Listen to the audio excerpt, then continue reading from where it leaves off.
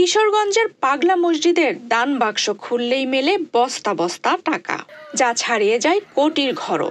এছাড়াও পাওয়া যায় স্বর্ণালংকার, হাঁস মুরগি, গরু ছাগল সহ নানা সামগ্রী। মানুষের দান ও মানতে পূর্ণ হয়ে যায় দান বাক্সগুলো। প্রতি ৩ থেকে ৪ মাস পর পর দান বাক্সগুলো খোলা হয়।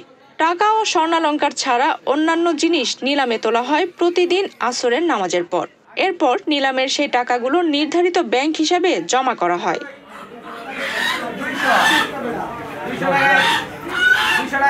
এই ঈদে জামা জুতো অ্যাক্সেসরিজের ডিসকাউন্ট। শুধু স্থানীয় বাসিন্দারাই নন, দেশের বিভিন্ন প্রান্ত থেকে প্রতিদিনই পাগলা মসজিদে আসেন অনেকেই। কেউ আসেন নামাজ আদায়ের জন্য, কেউ বা আসেন দান করতে, আবার কেউ আসেন মানত পূরণ করতে। আমার আম্মুর সাথে আম্মু ভিতরে নামাজ পড়তেছে, আসার পরে এখানে 2টা কোরআন শরীফ দান করা হয়েছে আর 2টা মোদক দান করা হয়েছে। শুনছি এখানে যে নিয়ত করে সে নিয়তে সবাই সফল হয়, সেজন্য আসছি আমি আমার আম্মুর সাথে।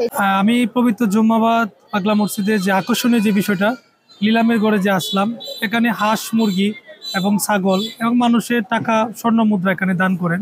আসলে আকর্ষণীয় বিষয়টা হচ্ছে মানুষ যে স্বতঃস্ফূর্তভাবে দান করে, দূর দূরান্ত থেকে হিন্দু এবং মুসলিম যারা আছেন সবাই একসাথে দান করতে আসেন। এটা আসলে একটা তৃপ্তির বিষয়, একটা ভালো লাগার বিষয়। এখানে বিভিন্ন ধরনের মানুষ দান করতে আসেন তাদের মনের বাসনা পূর্ণ করার জন্য।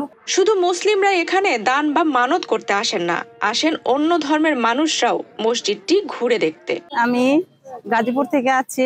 এতদিন আমি পাগলা মসজিদের কথা অনেক শুনছি, বাট কোনোদিন আসিনি, কিন্তু আজকে আসলাম। এখানের পরিবেশ অনেক ভালো, এখানে সবাই আসে, আমারও এখানে আসে খুব ভালো লাগলো। আমার সহপাঠীরা আছে, আমি তো অন্য ধর্মের, তারপরে আছে, আমার ভালো লাগছে।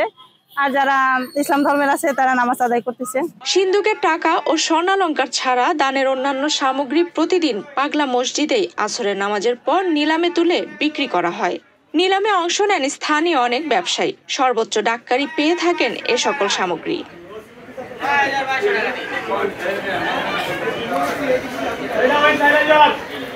মনে করেন এখানে প্রতিদিনে আসে কাশি, মুরগি, গরু, ছাগল, কবুতর, বাতাসা, কোরআন শরীফ, মোমবাতি।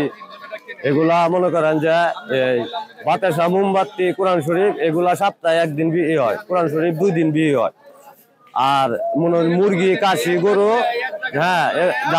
সবকিছু প্রতিদিনেই নিলামে আসরের নামাজের পর বিক্রি হয়। ওয়াকফ ইন্সপেক্টর জানান, পাগলা মসজিদের আয় ও ব্যয় রিটার্ন ওয়াকফ কর্তৃপক্ষের মাধ্যমে জমা নেওয়া হয়।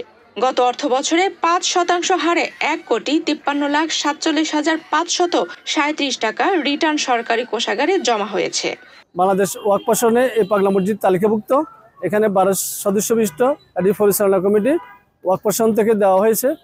তো আমার এই দায়িত্ব হলো যে এখানে এই পরিচালনা কমিটি যে সেটা ঠিকমতো কাজ করে কিনা তদারকি করে থাকে, এবং আমি এই মসজিদে যত দানি অর্থ আছে সেগুলি আয় ব্যয় রিটার্নটা আমার মাধ্যমে কর্তৃপক্ষ নিয়ে থাকেন। ওয়াকফ প্রশাসন এখান থেকে গত অর্থ বছরে 5% হারে ওয়াকফ প্রশাসন 1,53,47,537 টাকা ওয়াকফ কন্ট্রিবিউশন পেয়েছেন। অসংখ্য মানুষ পাগলা মসজিদে দান ও মানত করে থাকেন। দূর দূরান্ত থেকে মানত পূরণ করতে ছুটে আসেন তারা। এখানে দান বা মানত করে মনের প্রশান্তি নিয়ে ফিরে যান তারা। আফসানা রিপা, বাংলাদেশ প্রতিদিন।